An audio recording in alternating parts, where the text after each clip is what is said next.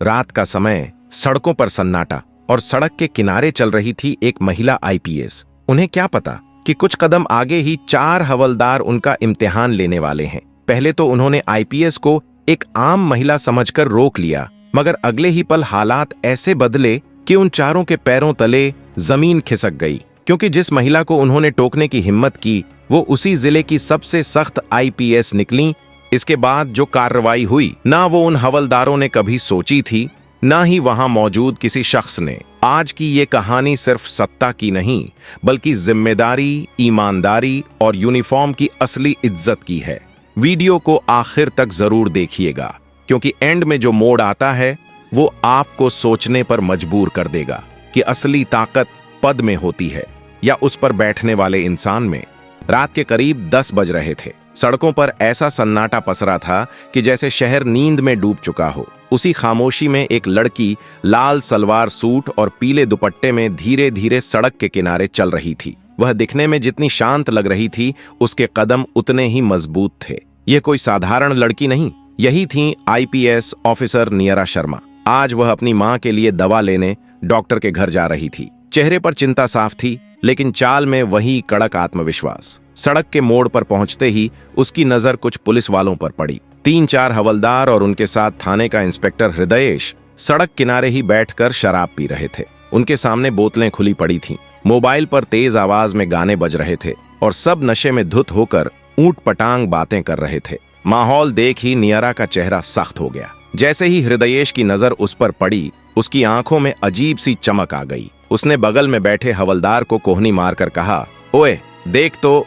इतनी रात में कौन सी गुड़िया चली आ रही है, चल थोड़ा मजा लेते हैं। बाकी हवलदार उसकी बात पर भद्दी हंसी हंस पड़े। उन्हें अंदाजा भी नहीं था कि जिस लड़की पर वे फप्तियां कस रहे हैं वह उन्हीं के जिले की आईपीएस है। नियरा कुछ पल को रुकी, फिर खुद को संभालकर तेज कदमों से उनकी ओर बढ़ी। पुलिस होकर ये हरकतें? खुलेआम शराब पी रहे हो, गंदी आवाज में गाने बजा रहे हो, शराब बंदी है और तुम लोग खुद कानून तोड़ रहे हो। अगर व्यवस्था संभालने वाले ही ऐसे होंगे तो जनता से क्या उम्मीद की जाए? उसकी आवाज में ऐसी सख्ती थी कि हवलदार तुरंत खामोश हो गए, मगर हृदयेश पर इसका कोई असर नहीं हुआ। लड़खड़ाते हुए वह उठकर उसके सामने आ खड़ा हुआ। मैडम, इतनी रात को कहां जा रही हो? बड़ी खूबसूरत लग रही हो, जरा हम पर भी मेहरबानी कर दो।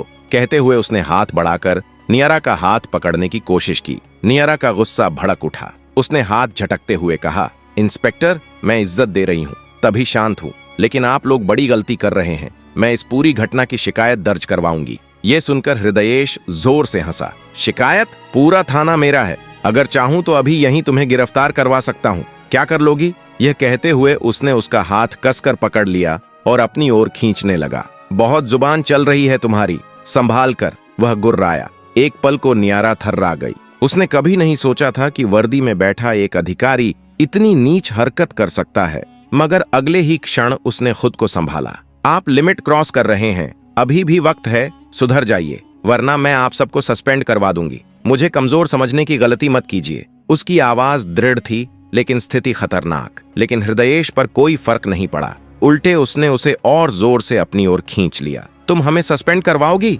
तुम अपने आप को समझ क्या रही हो? हृदयेश की आवाज में जहर घुला हुआ था। बस यही वह लम्हा था जब नियरा का धैर्य टूट गया। अचानक उसने पूरी ताकत से हृदयेश के गाल पर एक जोरदार थप्पड़ दे मारा। थप्पड़ इतना भारी था कि वह एक पल को लड़खड़ा गया, लेकिन अगले ही सेकंड गुस्से से तिलमिलाकर उसने सामने पड़ी शराब की बोतल उठाई और पूरी ताकत से नियरा के हाथ पर दे मारी। कांच के टुकड़े उसके हाथ में धंस गए, खून बहने लगा। दर्द से उसकी सांसें तेज हो गईं, पर हृदयेश का हमला रुकने वाला नहीं था। उसने नियरा को धक्का देकर पास खड़ी मोटरसाइकिल के किनारे पटक दिया। गिरते हुए उसके मुंह से एक कराह निकली, लेकिन दिमाग में सिर्फ एक ही बात घूम रही थी, अगर मैं पीछे हटी तो यह लोग रुकने वाले नहीं। जमीन पर गिरने के बावजूद उसने खुद को संभाला और अपना फोन उठाने के लिए हाथ बढ़ाया, लेकिन हृदयेश ने झटके से उसका फोन दूर फेंक दिया। माहौल अचानक और खतरनाक हो गया। बाकी हवलदार भी उठ खड़े हुए और उसे चारों तरफ से घेरने लगे।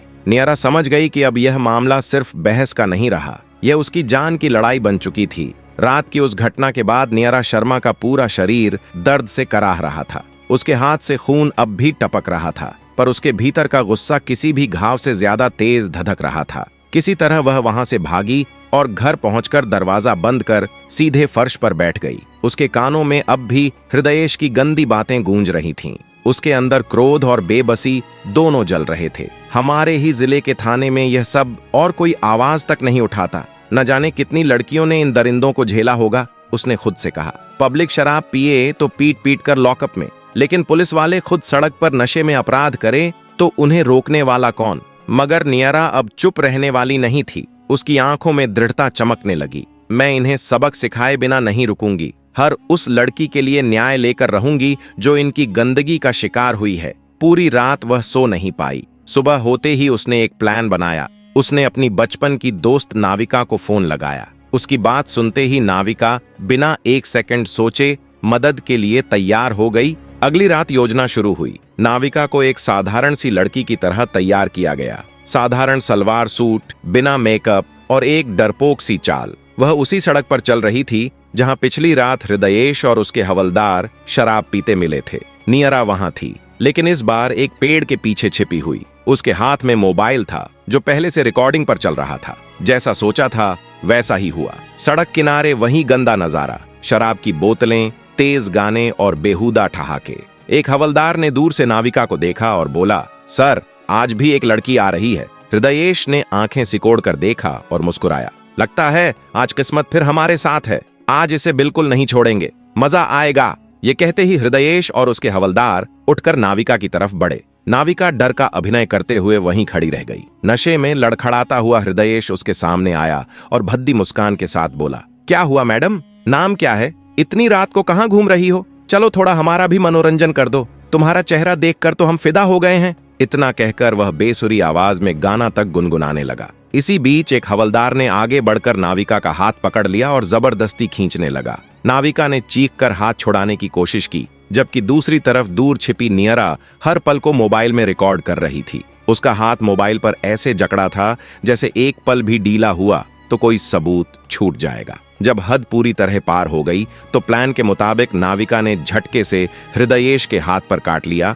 और खुद को छुड़ाते ही तेजी से भागी। अरे पकड़ो इसे! हृदयेश ने चीख कर कहा, लेकिन नशे में धुत होने के कारण कोई भी ठीक से दौड़ नहीं पाया। भागती हुई नाविका सीधा नियरा के पास पहुंची। दोनों वहां से तुरंत निकल गईं और अपने घर की ओर रवाना हुईं। अब नियरा के पास एक बड़े अपराध का पहला मजबूत सबूत था, लेकिन वह जानती थी एक दो वीडियो से इतने बड़े इंस्पेक्टर को गिराना आसान नहीं होगा। उसे ऐसी ठोस रिकॉर्डिंग चाहिए थी जो सिर्फ अदालत ही नहीं, पूरी जनता को हिला दे। अगर इन्हें गिराना है तो हर हरकत, हर गंदगी, हर अपराध कैमरे में होना चाहिए। उधर हृदयेश और उसके हवलदार पूरी तरह बेखबर थे। उन्हें अंदाजा तक नहीं था कि उनके खिलाफ एक ऐसा जाल फैल चुका है जो उनकी पूरी दुनिया हिलाकर रख देगा। वह तूफान अब पास आ चुका था और वह भी उनकी ही करतूतों से जन्मा हुआ। तीसरी रात वहीं सड़क, वहीं सन्नाटा, लेकिन इस बार नियरा शर्मा के इरादे पहले से कई गुना मजबूत थे। लाल रंग की हल्की साड़ी, सिर पर पल्लू और हाथ में कसकर पकड़ा मोबाइल। नियरा अब डरने नहीं, लड़ने आई थी। वह धीरे धीरे उस जगह पहुंची जहां हर रात की गंदगी दोहराई जाती थी। दूर से ही उसने देखा वही टूटी फूटी झोपड़ी, वही बोतलें, वही बेहुदे गाने और वही पूरी टोली नशे में चूर होकर हंसी मजाक में डूबा हुआ। नियरा झाड़ियों के पीछे छिप गई और मोबाइल का कैमरा ऑन कर दिया। रिकॉर्डिंग शुरू। काफी देर तक उसने सब कुछ रिकॉर्ड किया। शराब की बोतलें, गंदी बातें, हाव भाव और इंस्पेक्टर हृदयेश का नशे में धुत चेहरा। वह यह साबित करना चाहती थी कि यह लोग किसी एक रात में नहीं, बल्कि रोजाना सड़क को अपना अड्डा बनाकर अपराध करते हैं। रिकॉर्डिंग पूरी होते ही वह तुरंत घर लौट आई। घर पहुंचकर उसने मोबाइल अपने सामने रखा और वीडियो कई बार देखा। हर बार उसकी आंखों में गुस्सा और भड़कता गया। यह लोग वर्दी में धब्बे हैं, अब इन्हें कोई नहीं बचा सकता, नियरा ने खुद से कठोर स्वर में कहा। लेकिन भीतर कहीं उसे पता था सिर्फ ये वीडियो काफी नहीं होंगे। हृदयेश की पहुंच ऊंची थी और लड़ाई आसान नहीं होने वाली थी। थाने में कई लोग हृदयेश के इशारों पर चलते थे। उसे गिराने के लिए सिर्फ सबूत काफी नहीं था, पब्लिक का भरोसा और ऊपर बैठे बड़े अफसरों की सीधी मदद भी जरूरी थी। अगली ही सुबह नियरा ने मोहल्ले की कुछ भरोसेमंद महिलाओं और बुजुर्गों को अपने घर बुलाया। उसने बिना वक्त गंवाए उन्हें पूरी रिकॉर्डिंग दिखाई। वीडियो देखते ही सबके चेहरे का रंग बदल गया। गुस्सा और हैरानी दोनों साफ झलक रहे थे। एक बुजुर्ग ने दबी हुई आग के साथ कहा, मैडम, अगर हमारे ही पुलिस वाले इस तरह जघन्य काम करेंगे तो जनता आखिर किस पर भरोसा करेगी? आप बिल्कुल सही लड़ाई लड़ रही हैं। हम अदालत में खड़े होकर गवाही देंगे। एक और महिला बोली, मैडम, आप जैसे लोग ही हमारी उम्मीद हैं। आप जो कहेंगी हम आपके साथ हैं। यह सुनकर नियारा के चेहरे पर एक हल्की लेकिन आत्मविश्वास भरी मुस्कान आ गई। उसे पता चल चुका था, पब्लिक सपोर्ट मिल गया है। अब बारी थी अगला और सबसे अहम कदम उठाने की, बड़े अफसरों तक सीधी पहुंच। नियारा समझती थी कि हृदयेश का नेटवर्क मजबूत है। अगर वह सीधे थाने जाकर शिकायत करती तो वही लोग जो उसके इशारे पर चलते हैं पूरा केस दबा देते। इसीलिए उसने निश्चय किया कि वह सीधे जिले के बड़े अफसरों तक जाएगी, पहले डीएसपी, फिर एसपी और यदि जरूरत पड़ी तो डीएम तक। सबूत समेटकर वह सबसे पहले डीएसपी वेदांश सिंह के ऑफिस पहुंची। वेदांश सिंह अपनी ईमानदारी और सख्त छवि के लिए जाने जाते थे। नियारा ने उन्हें सब कुछ दिखाया, वीडियो, पूरी घटना की जानकारी और हवलदारों की हर हरकत। वीडियो देखते ही वेदांश शांत नहीं रह पाए। मैडम, यह तो बेहद गंभीर मामला है। हृदयेश का नाम पहले भी सामने आया है, लेकिन कभी इतना ठोस सबूत या गवाह नहीं मिला था। आपने कमाल कर दिया, उन्होंने आश्चर्य और गुस्से के मिश्रण वाले स्वर में कहा। नियारा ने दृढ़ भाव से कहा, सर, मैं नहीं चाहती कि यह मामला कहीं दब जाए। मैं खुद गवाही देने को तैयार हूं। डीएसपी ने तुरंत समर्थन दिया। आपको मेरी पूरी मदद मिलेगी, लेकिन हमें केस को एयरटाइट बनाने के लिए और भी मजबूत सबूत चाहिए। यह सुनकर नियारा ने अपना अगला फैसला बताया। सर, मैं एक और रिकॉर्डिंग करूंगी, इस बार ऑडियो भी, और साथ में कुछ स्थानीय लोग जो कोर्ट में गवाही दे सकें। एक तरह से पूरा स्टिंग। वेदांश ने सिर हिलाकर सहमति दी और बोले, आपको सुरक्षा भी मिलेगी और मैं खुद इस केस को एसपी साहब तक पहुंचाऊंगा। उसी शाम नियारा ने एक और योजना तैयार की। इस बार उसने पड़ोस के 2 भरोसेमंद युवकों और एक महिला को शामिल किया। तय हुआ कि महिला सामान्य राहगीर बनकर वहां से गुजरेगी। दोनों लड़के थोड़ी दूरी पर खड़े रहेंगे और नियारा खुद कैमरे के साथ छिपी रहेगी। जैसी उम्मीद थी वैसा ही हुआ। फिर उसी गंदी हरकत में लगे मिले। उन्होंने महिला को रोकने की कोशिश की, भद्दी बातें की, हाथ पकड़ने की कोशिश भी की, और इस बार सब कुछ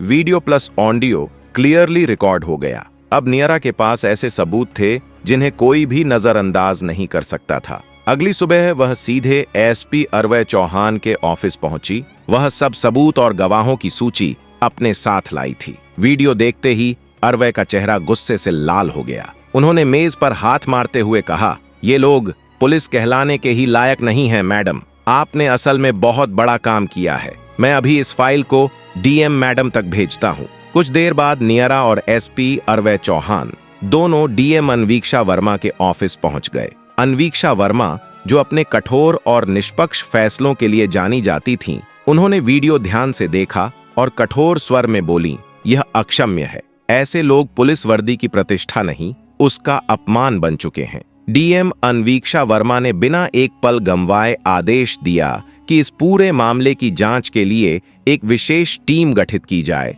और हृदयेश तथा उसके हवलदारों को तत्काल ड्यूटी से निलंबित करने का ड्राफ्ट तैयार किया जाए। अब साफ दिख रहा था कि नियारा की मेहनत रंग लाने लगी थी। उधर हृदयेश और उसके लोग अभी भी बेखबर थे कि उनके बुरे दिनों की उलटी गिनती शुरू हो चुकी है। नियारा ने गवाह बनने को तैयार लोगों से लिखित बयान लिए और सारे सबूत एक ही फाइल में व्यवस्थित कर दिए। अगले ही दिन डीएम अन्वीक्षा वर्मा ने प्रेस कॉन्फ्रेंस बुलाने का निर्देश दे दिया।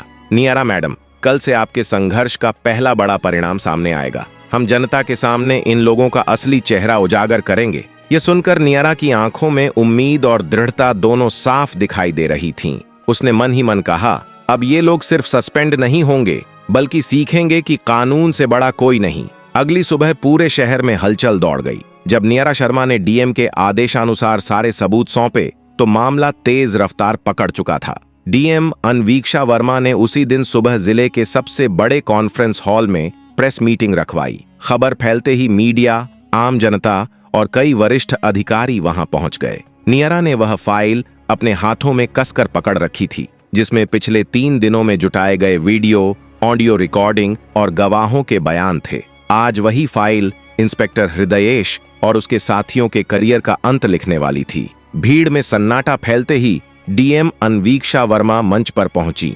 उनका चेहरा सख्त था और आवाज में दबा हुआ गुस्सा साफ झलक रहा था। उन्होंने कहा, हम यहां इसीलिए एकत्र हुए हैं क्योंकि हमारी पुलिस फोर्स में कुछ ऐसे लोग हैं जो वर्दी का सम्मान नहीं, उसका अपमान कर रहे हैं। आईपीएस नियारा शर्मा ने अपनी जान जोखिम में डालकर इंस्पेक्टर हृदयेश और उसके हवलदारों की दरिंदगी का सच सबके सामने रखा। डीएम अन्वीक्षा वर्मा की मौजूदगी में जब वीडियो मीडिया के सामने चलाए गए तो पूरा हॉल भड़क उठा। लोग चिल्लाने लगे, सस्पेंड करो, जेल भेजो। डीएम ने सख्त स्वर में कहा, कानून सबके ऊपर है, कड़ी कार्रवाई तय है। उधर खबर मिलते ही थाने में अफरा तफरी मच गई। हृदयेश डर और गुस्से में बौखला उठा, लेकिन उसी वक्त डीएसपी वेदांश सिंह और एसपी अरवै चौहान पुलिस बल के साथ पहुंच गए। एसपी ने कड़क आवाज में कहा, तुम्हारे खिलाफ सबूत पुख्ता है, अभी के अभी निलंबित किया जाता है, आगे मुकदमा दर्ज होगा। हृदयेश के चेहरे का रंग उड़ गया। जब उसने नियरा पर इल्जाम लगाया तो नियरा ने शांत स्वर में कहा, तुमने खुद अपनी बर्बादी चुनी है, कानून से ऊपर कोई नहीं। एसपी के आदेश पर हृदयेश और उसके हवलदारों को हथकड़ी लगा दी गई। बाकी पुलिसकर्मी शर्म से सिर एक झुकाकर खड़े रहे। उस दिन के बाद थाने में और पूरे शहर में बड़ा सुधार आया। लोगों ने देखा कि एक ईमानदार अफसर और मजबूत इरादा व्यवस्था को सचमुच बदल सकता है। अगर आपको यह कहानी पसंद आई हो तो लाइक करें, शेयर करें और सब्सक्राइब करना बिल्कुल मत भूलिएगा। Thank you for watching.